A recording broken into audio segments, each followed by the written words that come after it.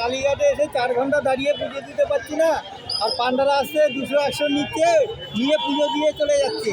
তা আমরা কি এখানে আঙুল তুলবো 4 ঘন্টা দাঁড়িয়ে? আপনি এর ব্যবস্থা করুন, মন্দির কমিটিকে জানান, ভলেন্টিয়ার রাখতে বলুন। এই যে কোটি কোটি লোক আসছে, এই বিনা পয়সায় আসছে, এদের কাজকর্ম নেই। আপনি এর ব্যবস্থা নিন তাড়াতাড়ি।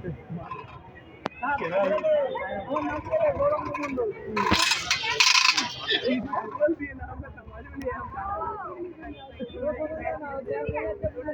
इंस्टा पर डालना खाली बात पोस्ट मार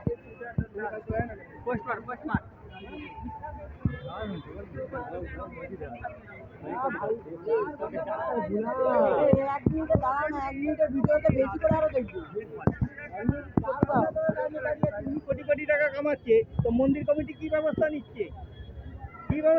মন্দির কমিটি